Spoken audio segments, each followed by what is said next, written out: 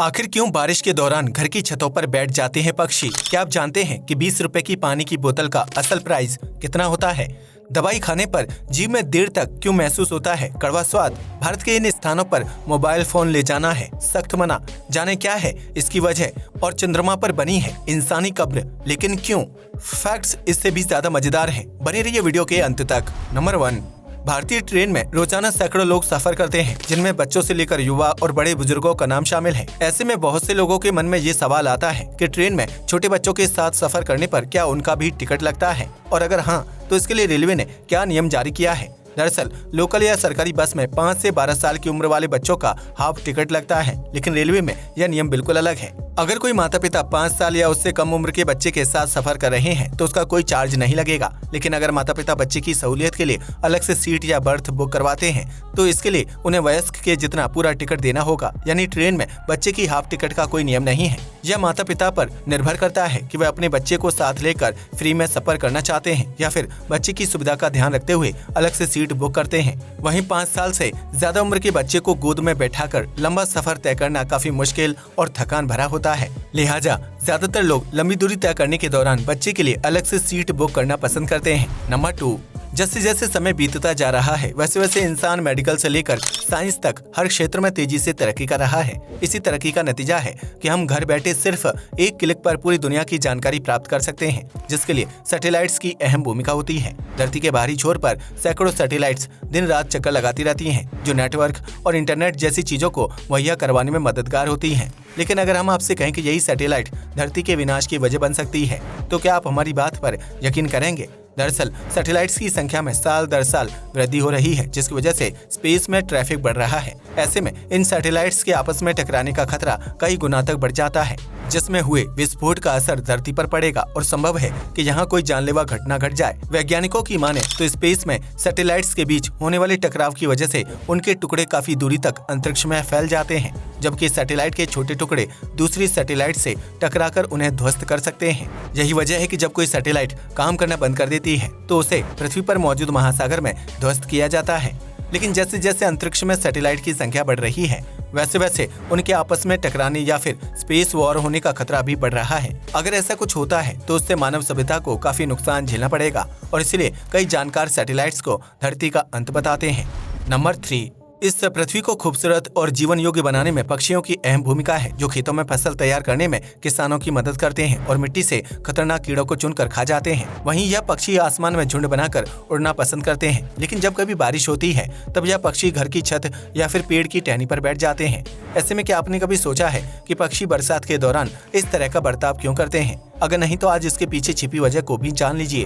दरअसल बारिश के दौरान पक्षियों का आसमान में उड़ान भरना मुश्किल हो जाता है, क्योंकि पानी की तेज बूंदें सीधा उनकी आंखों पर पड़ती हैं और इस वजह से विजिबिलिटी बिल्कुल 0 हो जाती है। ऐसे में अगर पक्षी बारिश के दौरान हवा में उड़ान भरेंगे तो उनका किसी बिल्डिंग या पेड़ से टकराने का खतरा बढ़ जाएगा। इसके अलावा बारिश की वजह से पक्षियों के पंख गीले हो जाते हैं, जो आसानी से फैलते नहीं हैं, और न ही पक्षी पंखों को सही से फड़फड़ा पाते हैं। इस वजह से पक्षियों के लिए बारिश के दौरान उड़ान भरना मुश्किल हो जाता है, क्योंकि पंखों को बिना पूरी तरह से खोले पक्षी अच्छी तरह से उड़ान नहीं भर सकते हैं। यही वजह है कि बारिश के दौरान पक्षी घर की छतों पर या फिर पेड़ की टहनियों पर बैठ जाते हैं और बारिश रुकने का इंतजार करते हैं, ताकि वे अपने घोंसलों तक सुरक्षित पहुंच सकें। नंबर 4, कई लोग घर से बाहर निकलने पर पानी की बोतल साथ रखना भूल जाते हैं, जिसकी वजह से उन्हें मार्केट या दुकान से पानी की बोतल खरीदनी पड़ती है। आमतौर पर बिसलरी की एक पानी की बोतल 20 रुपए में आती है, जबकि अन्य ब्रांड्स ने अपने लेवल के हिसाब से पानी की बोतल का प्राइस फिक्स किया हुआ है। लेकिन क्या आप जानते कि जिस बोतल को आप 20 रुपए में खरीदते हैं उसकी असल कीमत कितनी होती है?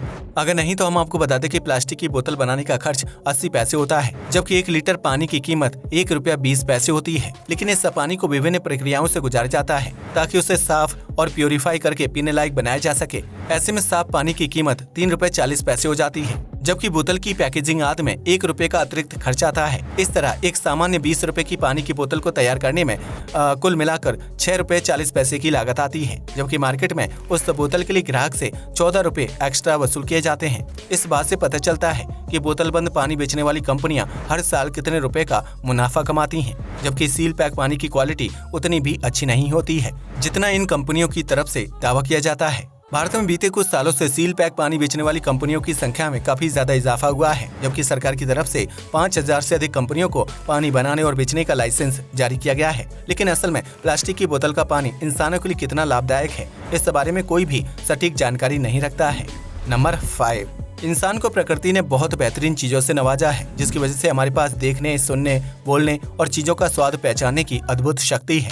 ऐसे में जब कोई इंसान मीठा या नमकीन चीज का सेवन करता है तो उसकी जीभ में मौजूद टेस्ट बर्ड्स स्वाद को पहचानने में मददगार साबित होते हैं और वहीं कुछ समय बाद वह स्वाद जीभ से गायब हो जाता है। लेकिन जब कभी इंसान कड़वी दवाई या फिर करेली जैसी चीज का सेवन करता है तो उसका कड़वा स्वाद थोड़ी देरी से महसूस होता है। ऐसे में क्या आपने कभी सोचा है कि इंसान को कड़वा स्वाद देरी से पता क्यों चलता है? अगर नहीं तो हम आपको बता दें कि इसके लिए भी हमारी जीभ जिम्मेदार होती है। दरअसल इंसान की जीभ में 4 प्रकार की स्वाद कलियां होती हैं, जो मीठा, कड़वा, नमकीन और खट्टे स्वाद को पहचानने का काम करती हैं। ऐसे में जीभ का सबसे अंतिम भाग यानी वह हिस्सा जो फूड पाइप के नजदीक होता है, उसमें कड़वा स्वाद पहचानने वाले बर्ड्स यानी कलियां होती हैं। जब कोई इंसान दवाई या करेले का सेवन करता है तो उस खाद्य पदार्थ को जीभ के अंतिम भाग तक पहुंचने में समय लगता है। ऐसे में जब खाद्य पदार्थ जीभ के अंतिम भाग तक पहुंचता है तो फिर उसके ऊपर मौजूद टेस्ट बर्ड्स कड़वे स्वाद की पहचान करके उसका सिग्नल दिमाग को भेजती है और फिर हमें पता चलता है कि खाद्य पदार्थ कड़वा है। यही वजह है कि दूसरे खाद्य पदार्थों के मुकाबले कड़वी चीजों का स्वाद देरी से महसूस होता है, जबकि उस स्वाद का असर भी मुंह पर ज्यादा देर तक रहता है। आपको बता दें कि इंसान की जुबान पर हर 10 दिन बाद नए टेस्ट बर्ड्स बनते हैं, जबकि पुराने टेस्ट बर्ड्स खत्म हो जाते हैं। वहीं जैसे जैसे इंसान की उम्र बढ़ती जाती है वैसे वैसे उसकी जीभ पर नए टेस्ट बर्ड्स बनने की प्रक्रिया धीमी हो जाती है और इस वजह से बुजुर्गों को जल्दी से स्वाद का अंदाजा नहीं लग पाता है। नंबर 6, आज के आधुनिक समय में मोबाइल फोन के बिना रह पाना किसी भी इंसान के लिए संभव नहीं है, क्योंकि यह हमारी जिंदगी का अहम हिस्सा बन चुका है। ऐसे में ज्यादातर लोग बाहर घूमने के दौरान या फिर अपने स्पेशल मोमेंट्स कैप्चर करने के लिए मोबाइल फोन का इस्तेमाल करते हैं, जिसकी वजह से मंदिर और धार्मिक स्थानों पर भी मोबाइल फोन पर रील और वीडियो बनाना बहुत ही सामान्य हो गया है। लेकिन भारत में कुछ ऐसे मंदिर और स्थान भी मौजूद हैं जहां मोबाइल फोन ले जाने पर सख्त पाबंदी है। इस लिस्ट में तमिलनाडु का नाम सबसे ऊपर आता है, जहां किसी भी मंदिर या फिर धार्मिक स्थान में मोबाइल फोन ले जाने पर सख्त पाबंदी है। इस नियम को साल 2022 में लागू किया गया था, क्योंकि तमिलनाडु सरकार का मानना है कि मंदिर और धार्मिक स्थानों पर शुद्धता, पवित्रता और शालीनता जरूरी है। ऐसे में अगर श्रद्धालु मोबाइल फोन लेकर मंदिर परिसर में जाते हैं तो वह फोटोग्राफी और वीडियोग्राफी में व्यस्त हो जाते हैं, जबकि उनका ध्यान भक्ति से भटक जाता है। इस वजह से अन्य श्रद्धालुओं को भी समस्या का सामना करना पड़ता है। इसलिए तमिलनाडु के मंदिरों में सेल फोन पर पाबंदी है। ठीक इसी प्रकार दिल्ली में स्थित अक्षरधाम मंदिर में भी मोबाइल फोन ले जाना प्रतिबंधित है, जिसकी वजह से मंदिर में प्रवेश करने वाले श्रद्धालुओं के मोबाइल फोन बाहर गेट पर ही जमा करवा लिए जाते हैं। इतना ही नहीं, अयोध्या में स्थित राम जन्मभूमि यानी राम मंदिर में भी मोबाइल फोन ले जाना प्रतिबंधित है, जबकि अभी मंदिर बनने का काम जारी है। नंबर 7, धरती का चंद्रमा कई मायनों में हम इंसानों के जीवन के लिए अहम है, लेकिन क्या आप जानते हैं कि चंद्रमा की सतह पर एक इंसान की कब्र भी मौजूद है? इस बात की जानकारी बहुत ही कम लोगों को है, लेकिन हम आपको बता दें कि चंद्रमा की सतह पर महान वैज्ञानिक यूजीन मर्ले शूमेकर की कब्र मौजूद है। वैज्ञानिक यूजीन वही शख्स हैं जिन्होंने कई अंतरिक्ष यात्रियों को ट्रेनिंग दी थी, जबकि उन्हें कोलोराडो में यूरेनियम की खोज करने का श्रेय भी दिया जाता है। लेकिन एक सड़क दुर्घटना में वैज्ञानिक यूजीन की अचानक मौत हो गई थी, जिसके बाद अमेरिकी स्पेस एजेंसी नासा ने चंद्रमा पर उनकी कब्र बनाने का फैसला किया था। ऐसे में वैज्ञानिक यूजीन के शव को अंतिम संस्कार प्रक्रिया के तहत जलाया गया था, जिसके बाद उनकी अस्थियों को चंद्रमा में ले जाकर दफनाया गया था। यह नासा का अपना तरीका था, जिससे वह वैज्ञानिक यूजीन को सम्मानित करना चाहता था, जिन्होंने स्पेस की दुनिया को समझने में नासा और उसके वैज्ञानिकों की मदद की थी। यह अस्थियां आज भी चंद्रमा की सतह पर मौजूद हैं, जिन्हें वैज्ञानिक यूजीन की कब्र कहा जाता है। आज के लिए बस इतना ही।